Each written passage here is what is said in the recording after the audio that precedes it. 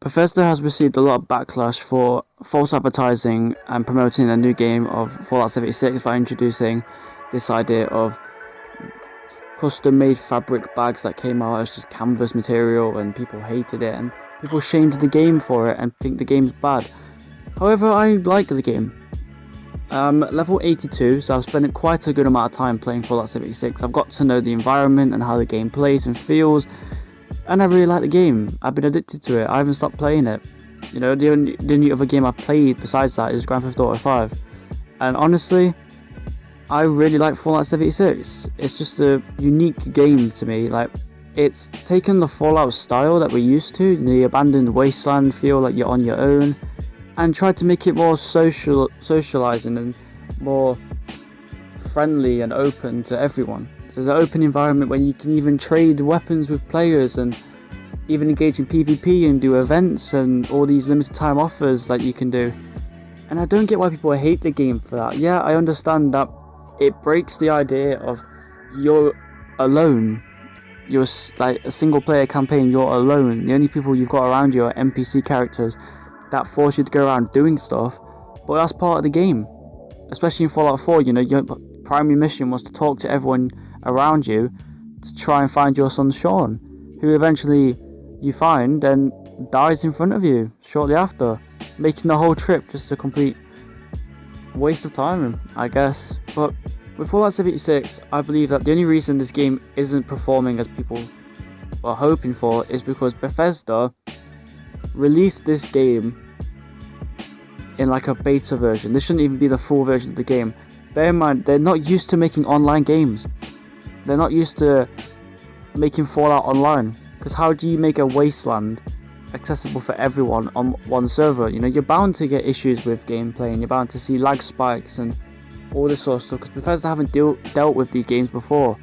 They haven't dealt with the online RPG type genre, I guess. Because technically this is an RPG game. You go around leveling up your character and building up your arsenal of weapons, from a Gatling gun to a Tesla rifle to a lever action rifle to even a Deathclaw gauntlet melee weapon. Bethesda aren't used to this. They're used to creating single player experiences where you control the destiny of your player. For example, in Fallout 4, you could join the Minutemen, you could join the Institute, or you could join the Brotherhood of Steel. And in a game like Skyrim, you can either choose to disobey everyone in the city, or you can go around and help them and be the true Dragonborn that the game wanted you to be. And with Fallout 76, that's a different approach to this. You can still join factions, you can still be part of the Enclave or the Brotherhood, or even like the new ones such as the Free States and the Responders, but there's no NPC interaction that we're aware of at the moment. We can't communicate with NPC characters, we can't do missions for them to even, you know, earn a ranking. We just do an automated response message and go to a bunker and then just do the mission, and voila, you've magically just joined the Enclave, or you've just joined the Brotherhood of Steel, you know, or you go to the fort and you forcibly make your way in. You don't even have like a environment or an NPC environment around you, so you can't really talk to anyone and figure out what the point of you joining is. Like, why is there the intent of you joining the Brotherhood of Steel if there's nothing there for you to do, you know? And I like Fallout 76 even though these limitations are here. I like Fallout 76 because the game to me is unique, you know?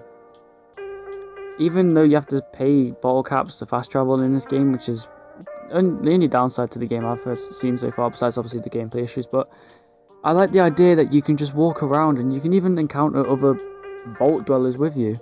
You're not just alone, you know? It's like, it takes a whole different approach to Fallout 4, where it's like you're the only one who survived in a vault and, you know, has to find what they're looking for. In this one, you are basically, it's almost like the sequel to Fallout Shelter, because in Fallout Shelter you are the overseer and you're looking over this colony of people, and then Vault-Tec decide to, you know, drop the bombs and do all of the main stuff we used to in the lore of the game by now, and you're controlling that vault dweller who listened to the overseer, and you're going around picking up her pieces.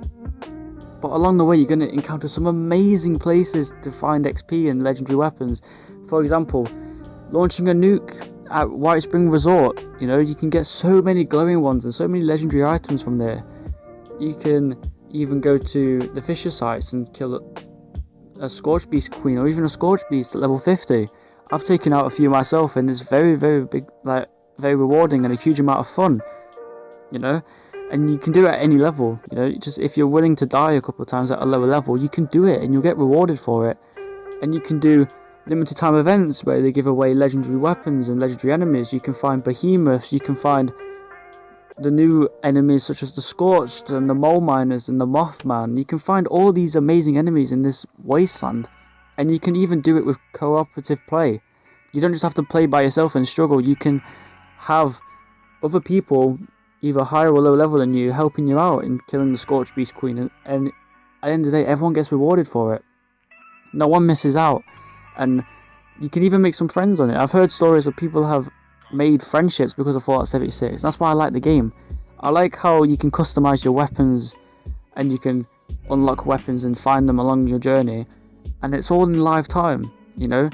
Like, there's a constant rotation of events. You don't have to wait one day for a daily event and it will go again. Like, you don't have to do one event and then you can't do it for the rest of the week.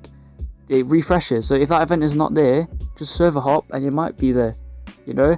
And I like the idea of customizing your weapons with legendary effects, like for example explosive ARs and quad shooting black powder rifles and laser guns that give you health regen and damage resistance when you reload.